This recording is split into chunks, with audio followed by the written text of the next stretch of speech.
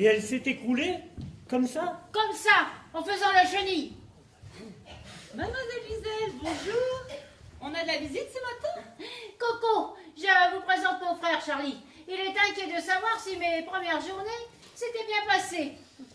Et me voilà tout à fait rassuré en constatant que ma sœur bénéficie des services d'une personne aussi gracieuse que vous. Ah, ma sœur, tu as bien de la chance de te faire dorloter par une personne aussi agréable à regarder que mademoiselle. Merci, si c'est gentil, monsieur. Charlie, appelez-moi Charlie, voulez-vous? Et vous? Colette. Enfin, mes amis m'appellent Coco. Ah bah dans ce cas, j'aimerais bien vous appeler Coco, je peux? Ah bah oui, bien sûr. Avec plaisir. Eh bien, merci. Pourquoi pas? Qu'est-ce que vous déménagez là, Coco? Oh, ne m'en parlez pas. Ce sont les affaires de notre pauvre marquise. Quelle tristesse, hein. Elle si vivante, si gaie. Comment? C'est vous qui vous occupez de cela? Eh ben oui, la marquise n'a plus du tout de famille. La directrice est débordée avec toutes les démarches qu'elle a à entreprendre. Un nouveau pensionnaire nous arrive prochainement. Je dois faire place nette, hein. Cela doit vous être bien pénible, ma petite Coco. Encore plus que vous n'imaginez. Figurez-vous qu'en débarrassant ses affaires, j'ai trouvé une enveloppe qui m'est adressée. Elle vous avait écrit? Et que dit-elle? Ah, je ne sais pas, je n'ai pas eu le cœur à l'ouvrir. Elle est là, dans ma poche. Eh bien, mais ouvrez-la, voyons. Puisque nous sommes là, ce sera sans doute moins pénible pour vous. Vous avez sans doute raison. Ça vous ennuierait de me la lire, monsieur Charlie? Ah mais non, voyons, très heureux de pouvoir vous rendre ce service. Alors, voyons un peu. Chère petite Coco, quand vous lirez ces lignes, c'est que j'aurai définitivement quitté les Charmettes. Hélas. Pauvre madame.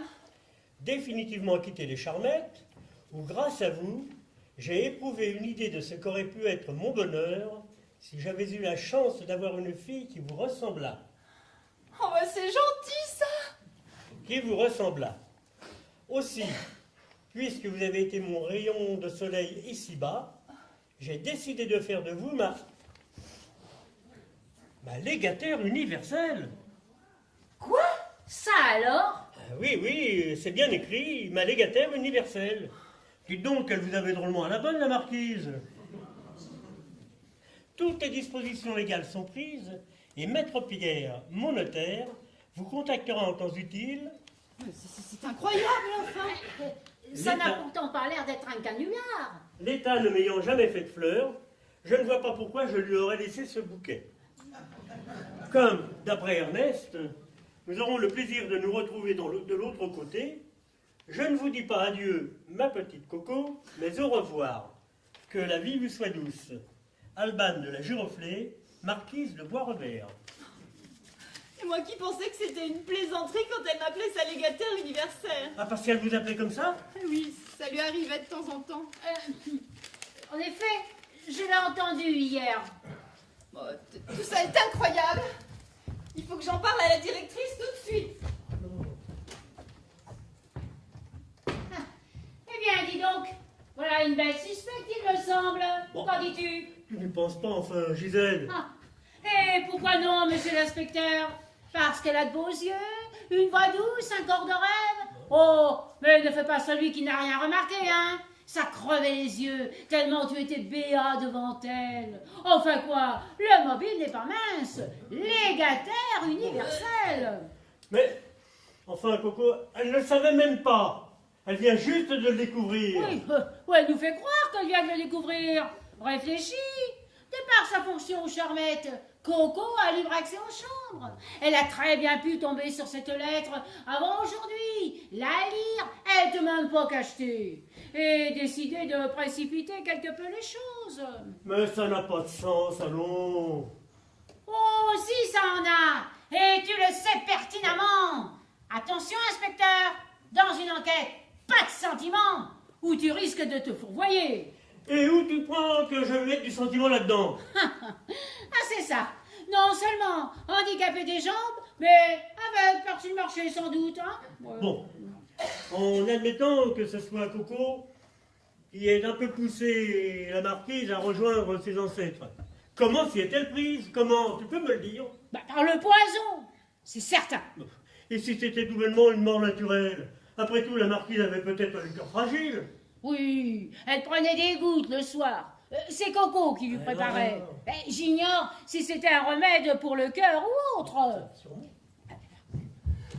Mademoiselle Gisèle, Monsieur Charlie, la directrice, elle vient de s'évanouir dans son fauteuil. Bon, restez là avec ma sœur, j'y vais. Oh là là, ce que j'ai eu peur. J'étais en train de lui parler de cette lettre incroyable quand elle s'est effondrée dans son fauteuil. Bah, un malaise, sans doute. Bah, il faut dire qu'elle n'a rien mangé depuis la mort de notre pauvre marquise. Elle n'a même pas touché au plateau que je lui avais préparé. Elle a dû faire une petite défaillance. Probablement, mais elle aurait dû prendre le temps de se nourrir un peu aussi. Tous les autres sont à l'oratoire auprès de notre pauvre madame. Ernest doit être à son affaire. Il a dû plonger tout son auditoire dans de profondes méditations métaphysiques. Mais dites-moi, Coco, il y a eu de nombreux départs du genre de celui d'Alban depuis quelque temps. Qu'en pensez-vous? Pas grand-chose, hein. C'est un peu normal. La moyenne d'âge de nos pensionnaires n'est pas de 20 ans et... J'ai appelé un docteur Elle va mieux? et j'ai aussi prévenu le commissaire Lepic. Aïe, aïe, aïe, ça continue. Un commissaire? Pour un évanouissement? La directrice est morte. Quoi? Oui. Elle aussi?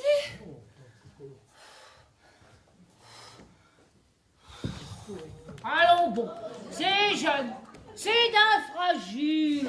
Allô, Coco, mon petit, revenez à vous. Coco, Le allô. bouche à bouche peut-être. Tu crois vraiment? Ah, ça t'arrangerait bien, hein, je n'en doute pas. Mais en l'occurrence, je crois que quelques bonnes gifles seraient bien plus efficaces. Oui, tu as raison. Coco, mon petit. Oh, Coco, oh mon allons. Dieu, Coco. quel bruit vous faites, inspecteur.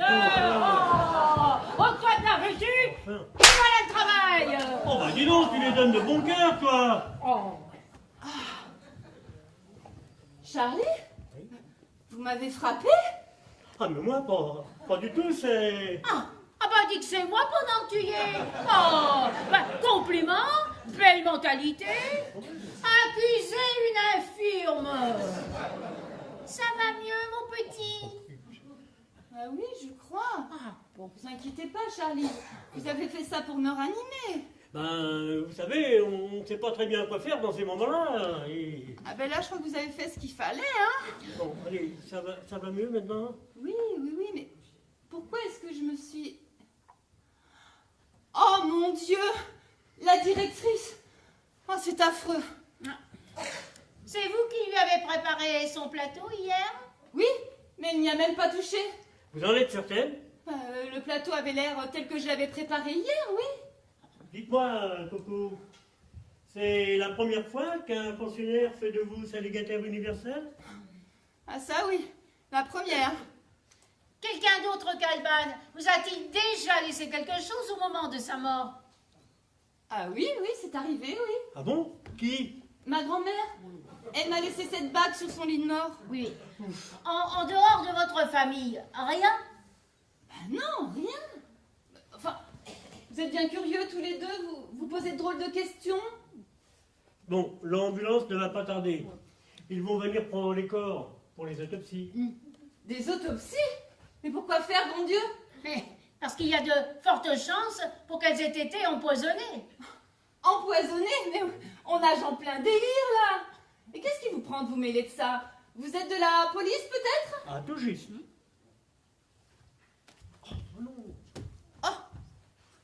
Alors, comme ça, vous avez un poulet dans la famille? Eh oui. Et vous n'y voyez pas d'inconvénient, j'espère. Aucun. Il en faut, hein. Enfin, je ne voudrais pas avoir l'air de vous donner des conseils, inspecteur couturier. Mais je crois que vous faites fausse route avec cette idée d'empoisonnement. Alors, non seulement je suis persuadé que Madame de la Giroflée a été empoisonnée, mais je pense que c'est aussi le cas de la directrice et probablement celui d'un bon nombre de vos pensionnaires. C'est aussi mon avis. Mais enfin, Qui voulez-vous qui s'amuse à empoisonner tout le monde? C'est ce que nous allons nous efforcer de découvrir le plus vite possible. Ah. Ah mais attendez. Ah mais oui, je vois. C'est moi sans doute? Ok. Je vois ce que c'est. Eh bien, je vous souhaite bien du plaisir, inspecteur. Bon courage. Mais Coco! Oh, ne croyez-vous pas que Coco soit un peu trop familier pour une présumée empoisonneuse? Parce que je ne doute plus une seconde d'occuper la première place sur la liste des suspects. Cherchez à qui profite le crime, inspecteur. Une des règles d'or dans les enquêtes policières. Et qui, plus que moi, légataire universel, profiterait de la mort de Madame la Marquise, hein? Mais enfin, Coco! Colette, s'il vous plaît. Et si ça se trouve, vous allez trouver une lettre de la directrice, me léguant, je sais pas moi, un château en Espagne, ou 7 chevaux pourris. À charge pour moi, bien sûr, de veiller à ce que son vieil épagnol breton, perclus et baveux finisse tranquillement à la fin de sa vie. Voyons, Quant à tous Colette. ceux que j'ai pu empoisonner, il va falloir que vous creusez les méninges pour me trouver des mobiles. Et je vous fais confiance. Vous ne devrez pas manquer d'imagination. Enfin, avant de jouir de tous ces revenus malhonnêtement acquis, je dois travailler encore un tout petit peu. Alors, Gisèle, inspecteur, Marie Bénard vous salue bien.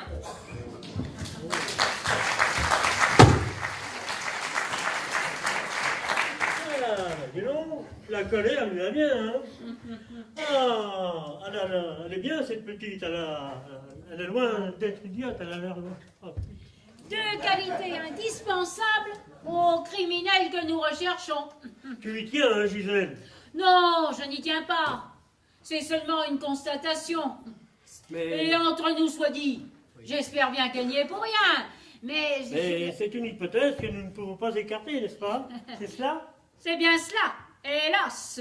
Bon, le commissaire Lepic nous envoie une équipe pour recueillir les restes de la fête d'hier pour faire les analyses qui s'imposent. Si le poison a été mis dans la nourriture ou la boisson, tout le monde devrait être plus ou moins incommodé. Et pourtant, à part nos deux mortes, tous sont en bonne santé. Et si la directrice avait été empoisonnée par erreur, contre le gré de l'assassin? Une bavure en quelque sorte. Pourtant, d'après Coco, elle n'a rien mangé. Oui, ben ça c'est Coco qui le dit. Mais c'est elle aussi qui lui a préparé son plateau. Oui, mais j'ai bien observé ce plateau tout à l'heure et apparemment, rien n'a l'air d'avoir été touché. C'était compréhensible. On tourne en rond. Bon, je te laisse continuer à mener l'enquête en douceur Ouais. auprès des autres pensionnaires. Je vais attendre, avant de procéder à des interrogatoires approfondis, d'avoir le résultat des autopsies et des restes alimentaires. D'accord. Nous aurons au moins des bases plus solides pour avancer. Inutile de te rappeler d'être prudente, hein. Ne mange et ne bois rien dont tu ne sois sûr. D'ailleurs, je t'ai apporté du ravitaillement pour quelques jours. Bon, merci Charlie. Mais dis-moi, hein, je dois encore jouer les invalides, là, dans ce fauteuil. Ah, c'est préférable à mon avis. Quand on me voit là-dedans, on a envie de te confier ses états d'âme. Ça peut nous rendre service. Hein. Ah, l'ambulance a dû emmener les corps. Je les entends qui reviennent tous de l'oratoire. Est-ce que je dois leur dire que nous pensons à des empoisonnements criminels? Écoute, fais comme tu le sens, Gisèle. Hein. Bon, je te laisse. À très bientôt. Au revoir. C'est ça, inspecteur.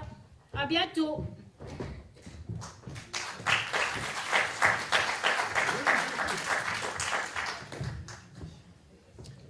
Votre neveu vous a déjà rendu visite, Marie Pervenche. J'espère que ça vous aura distraite un peu. Pour moi, je n'arrête pas de voir cette chère marquise s'écrouler.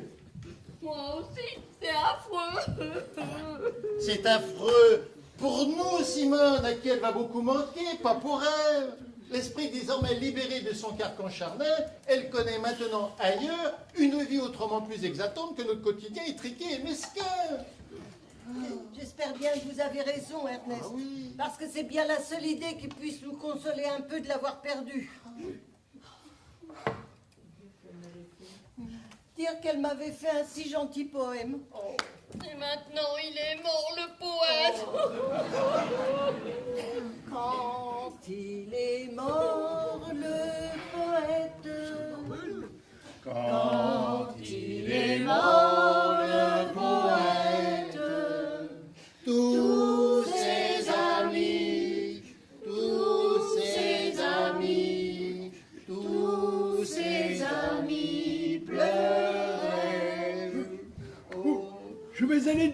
la directrice quelle disposition elle a prise pour les obsèques.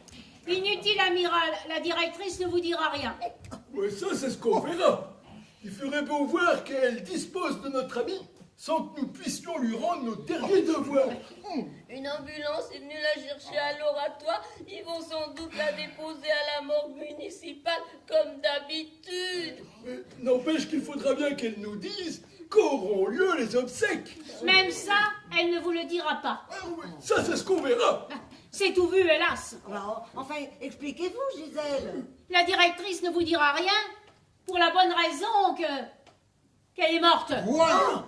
Oui, morte. Tout ce qu'il y a de plus morte. Raide. Elle a quitté les Charmettes par le même taxi que Madame la Marquise. Dis donc. Mais merde alors. Mais c'est une mauvaise plaisanterie, Gisèle. Parce que j'ai vraiment l'air de plaisanter. Ça alors, c'est le plus beau. De tous les tangos du monde, c'est celui... excusez-moi, c'est nerveux. Hein. Moi, je disjoncte complètement, moi, avec tous ces événements. Ainsi, son âme, abandonnant là son enveloppe de chair, comme le papillon abandonne sa chrysalide vide, a pris son essor pour d'autres dimensions, et... Continue comme ça, Castor. Et tu vas être à même d'apprécier le poids qui va te cueillir le nez. Brute épaisse, erreur de la nature. Parce que c'est moi l'erreur de la nature. Allons, messieurs, allons. Croyez-vous le moment bien choisi pour vous disputer? Si vous pouviez vous calmer tous et vous asseoir un instant. J'ai encore quelque chose d'important à vous dire. Alors, nous vous écoutons, Gisèle. Bon, voilà. Il est presque certain. En fait, nous avons de fortes raisons. Hermine, j'ai besoin d'un remonte moral. Il vous resterait pas un petit chocolat par hasard? Hélas, non. Tout a été mangé, y compris ce qui restait du mois précédent. Alors, par contre, il reste les pâtes de fruits là que la directrice a... Non, merci, tant pis. C'est du chocolat qu'il faut quand on déprime. Oh, puis tout compte fait, ça peut pas faire de mal. voyons. N'y Au touchez pas, contraire. Simone. Mais enfin, Gisèle, Simone, puisque Hermine me le propose. Simone, je vous demande instamment de m'écouter d'abord. Et je doute qu'ensuite, vous ayez encore envie de ces pâtes de fruits. Mais dites donc, Gisèle, vous savez que vous m'inquiétez avec tous ces mystères. Voilà. Bon, ben, nous avons de fortes raisons de croire que Madame la directrice ainsi qu'Alban ont été des malades du cœur. Ben oui. Des malades du cœur qui s'ignoraient, ça Oui. fait pas le moindre doute. Voilà. Oh. Ils sont morts d'un arrêt cardiaque, oui, mais cet arrêt a été provoqué par l'ingestion d'un poison violent. Quoi? Et ce poison, il serait contenu dans quoi? Je l'ignore encore. Dans n'importe quelle boisson, nourriture. Ah ben, tiens, tenez, par ces pâtes de fruits, par exemple. C'est pas à moi. Je meurs. Vite, faites quelque chose. J'étouffe, je me sens mal. Il a fallu qu'elle y touche cette vorace. Oh. Dégrafons son col, Ah ben qu'elle oui. respire. Oh là là, moi je sens que je ne vais pas supporter une mort de plus sans devenir complètement cinglée là. Oh, mais rassurez-vous, si la pâte de fruits que Simone vient d'avaler avait été empoisonnée, elle n'aurait même pas eu le temps de nous dire qu'elle se trouvait mal. Alors, Vous en êtes sûr? Mais oui. Souvenez-vous, cette chère marquise, elle s'est écroulée sans un mot. Alors, vous voilà rassuré, John? Petit oiseau désir, ça va mieux, hein? Oui, ça va aller. Ouf. Mais, excusez-moi, mais quand Gisèle a annoncé, ouf, j'ai paniqué, quoi. À vous aussi. Mais dites-moi, Gisèle, qui nous dit que ces morts sont dues au poison?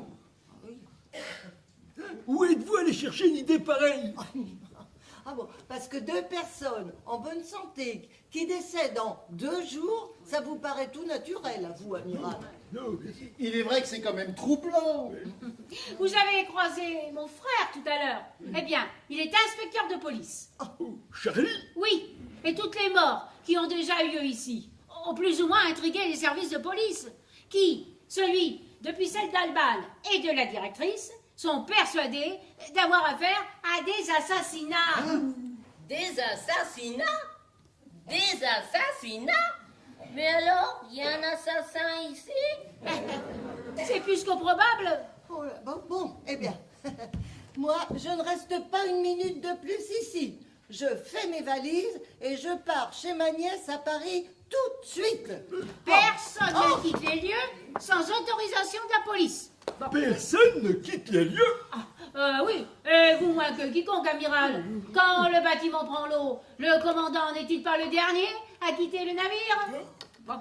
C'est vrai que, vu comme ça, je n'aurais plus qu'un mot. Fluctuant et mergitu. Si je vous comprends bien, Gisèle, nous sommes tous retenus ici comme suspects pour avoir peut-être empoisonné un nombre non encore défini de victimes. Dès que les résultats des examens toxicologiques seront connus, nous aurons au moins une certitude, à savoir poison ou mort naturelle, assassin ou pas assassin. Voilà. Et comment ils vont les faire, les examens toxilocaux? Ils vont autopsier les corps d'Alban et de la directrice. Les autopsies? Oui, oui. Oh mon Dieu! Mais c'est horrible! Mais, Oh, c'est pas possible! mais ils vont aussi analyser les restes des repas d'hier, du buffet d'anniversaire. Et tenez, donnez-moi donc ces pâtes de fruits, là, ils les ont oubliées. Oui, mais enfin, si assassin il y a, ça n'est quand même pas l'un d'entre nous. Et quelle autre possibilité Je sais entrevoyez-vous? pas.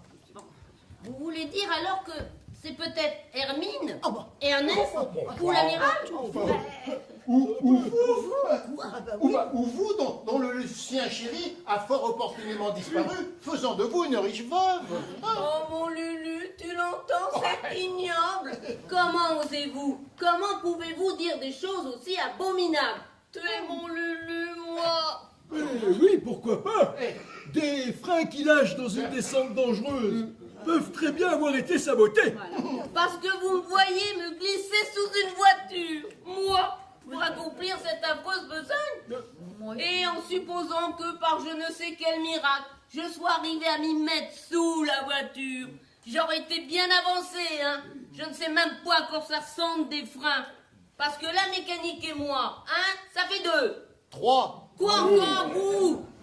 Oh, rien, oh. Rien, monsieur Sainte-Nitouche, va. Qui nous dit qu'avec les idées que vous avez de la vie super chouette que l'on mène quand on a passé l'arme à gauche, vous ne vous mêlez pas d'avancer un peu notre dernière heure?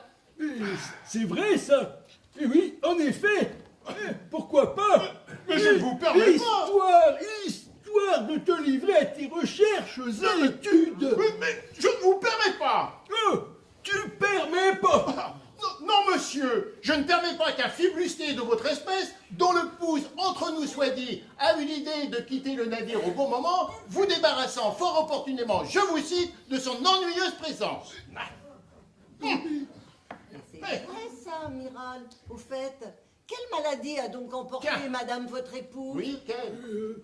Le cœur, probablement. Ah, voyons donc. Elle a eu le même genre de mort qu'Alban et la directrice, en somme. Ah, donc. En quelque sorte, oui. Ah ben, Tiens, voilà qui est très intéressant. Vous faites pas dire. Non mais, vous êtes complètement barjot. Quoi?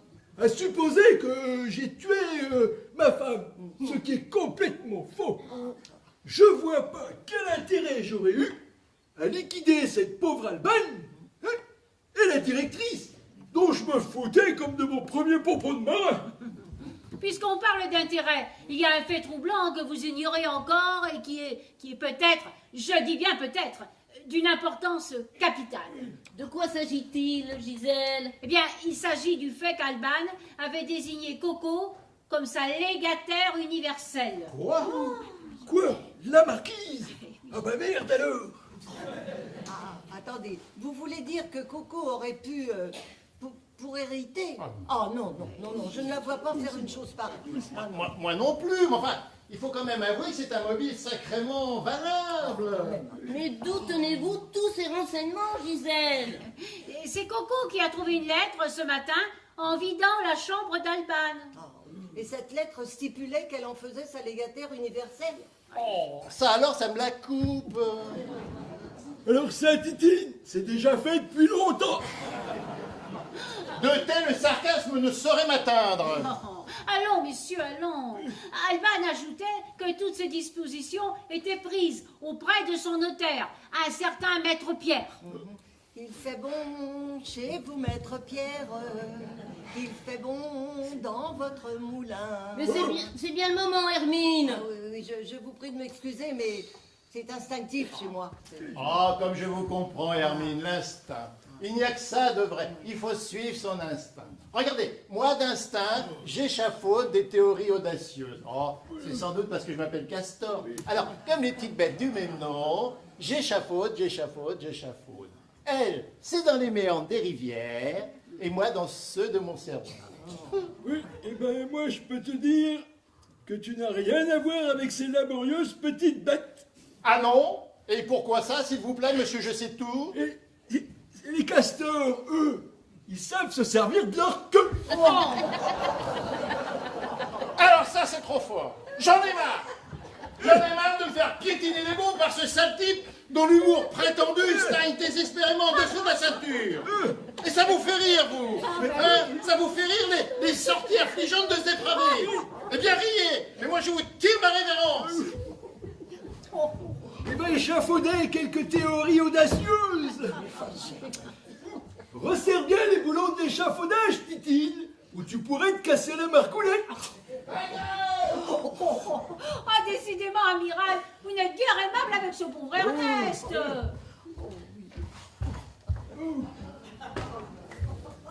Et si on faisait même en janvier sous Marine?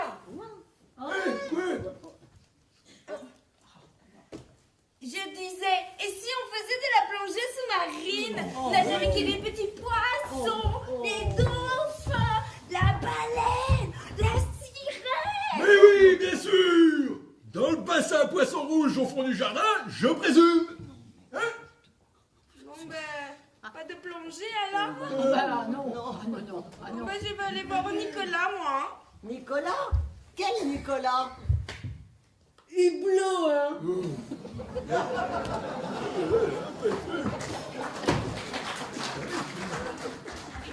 Elle serait pas un peu bizarre, cette animatrice de la plongée? À nous? C'est n'importe quoi. Ah oui. Ouais.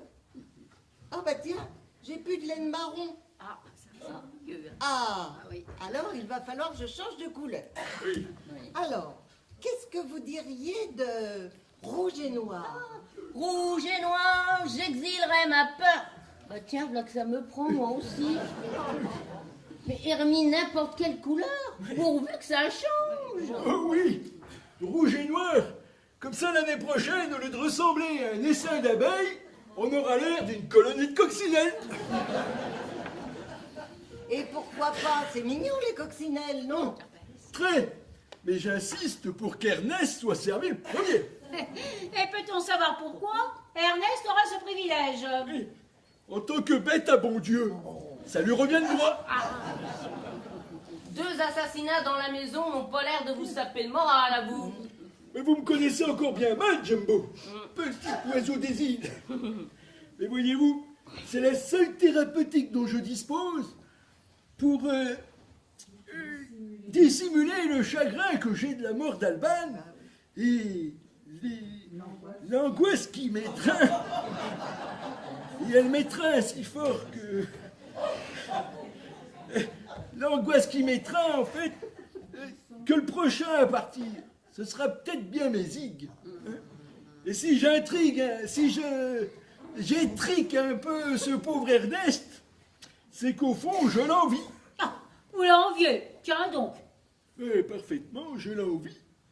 Je l'envie d'envisager sereinement son départ vers l'autre monde. Je l'envie de croire qu'il y a quelque part une vie si intense, si riche, qu'en comparaison, celle que nous vivons ici-bas n'est que du pipi de chat. Oh, mais non! Ernest n'a jamais dit que la vie ici-bas était du pipi de chat. Au contraire. Non. D'après lui, on prépare maintenant la vie que nous aurons dans l'au-delà et celle que nous devrons revivre sur Terre jusqu'à ce que nous ayons atteint la perfection voulue pour échapper à de nouvelles réincarnations. Enfin, c'est ce que j'ai cru comprendre. Hein. Eh bien, ça promet. Bah oui. Une chose est sûre, si Ernest a raison, je suis bon pour revenir un paquet de fois, moi. Oh là là, la perfection, rien que ça. C'est carrément mission impossible, ça. Tiens, bon, allez, histoire de me faire pardonner les mots malheureux que j'ai eus à son encontre, je vais aller lui demander de m'expliquer quelques-uns de ses audacieux échafaudages. Si ça me fait pas de bien, ça me fera toujours pas de mal. Hein? Allez, à tout à l'heure, mesdames. À tout Tout à l'heure. Et moi, je vais aller chercher ma laine pour pas perdre de temps. Et moi, grignoter quelque chose. Les émotions, ça me creuse. Avez-vous des biscuits dans votre chambre, Simone? De quoi soutenir un siège et une guerre mondiale réunie. Oh ben, entamez-les, ça sera plus sage, croyez-moi. Parce que vous craignez que... Je ne sais pas, mais mieux vaut prévenir. que mourir. Vous avez raison, Gisèle. On ne sait jamais. Je vais attaquer mes réserves. Madame Simone, je vous rappelle que je dois vous faire votre prise de sang dans 2 heures. Et que vous ne devez strictement rien avaler d'ici là. Même un petit biscuit, un petit chouïa. Pas de chouïa. Tenez-vous-le pour dit. Je vous en donnerai des chouïas, moi. C'est, vous feriez mieux de grimper là-dessus de temps en temps et de faire bouger vos jambes plutôt que vos mâchoires. Ça vous serait plus profitable. Hein? Des chouïas. Hein? Sale bête, va. Dites-moi, Gisèle, le docteur Jekyll, vous ne croyez pas que ça pourrait être notre assassin? Ah, qui sait? Qui sait? Pouvez-vous m'aider à regagner ma chambre, Simone? J'ai besoin de faire le point sur tout ça. Un peu de solitude m'aidera. Mais avec plaisir, je vous y emmène. Allons-y. En voiture, Simone!